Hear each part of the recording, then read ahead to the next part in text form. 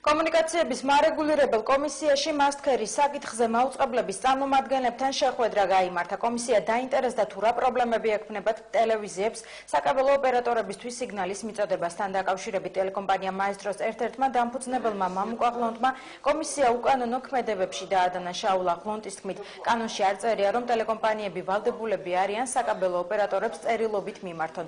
ღლონტმა კომისიის ხდომა დღეს პროტესტის ნიშნად დატოვა. მეცხრე არხის დირექტორის კახა ბექაურის განცხადებით, მსხვილი საკაბელო ოპერატორები ტელეკომპანიას ტექნიკურ პრობლემებს უქმნიან, რაც მასტქერის ამოქმედებას დროში ზღუდავს.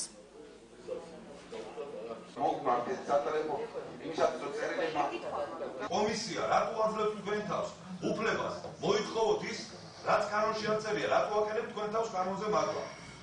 დაასრულეთ კითხვა.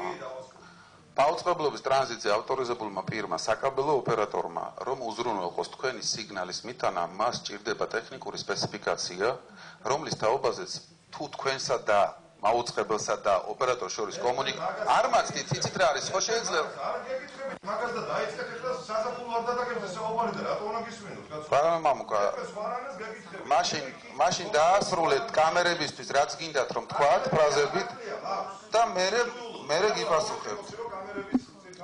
თქვენგან კომპანია იმას პორნოგრაფია რო გაიშვათ, მას არ იგებს და ერთი ლიცენზიატი არ იყო და გადიოდა ეთერში. აი ეს კომისია ხართ თქვენ და ამაში იღებთ ჩვენს მიერ გადახდით ფულს. წლებია უკვე. მარეგულირებელ კომისიამ ვერ მეგვიტვირთვა ჩვენ კანონის მუხლი, რომლის მიხედვითაც ჩვენ ვალდებული ვართ მიუმართოთ წერილით იმას საკაბელო ტელევიზიებს, რომ მათ ჩაგვთონ. მსხვილი საკაბელო ოპერატორების ნაწილი დღეს აკეთებენ იმას, რომ ნებისმიერი მიზეზით გაწელონ დრო, რომ რაც შეიძლება დააპატარაონ ეს ორთვიანი ვადა და რაც შეიძლება პატარა ვადით ან საერთოდ არ ჩართონ მეცხრე არხით თავიანთ პაკეტებში. დღეს მაუწყებლებს შევხვდით და განვმარტეთ ყველა ის უფლება, რითი სარგებლობის საშუალებასაც აძლევს მას საარჩევნო კოდექსი და საარჩევნო კოდექსით გათვალისწინებული მასტქერის პრინციპი. პრეტენზიები ჰქონდა ტელეკომპანია მაესტროს, მაგრამ ტელეკომპანია მაესტროს პრეტენზიები ჩემთვის ცოტა არ იყოს გაუგებარი დარჩა, იმიტომ რომ ბატონ მამუკას როდესაც ვკითხე იმასთან დაკავშირებით, თუ რომელ კონკრეტულ საკაბელო ოპერატორთან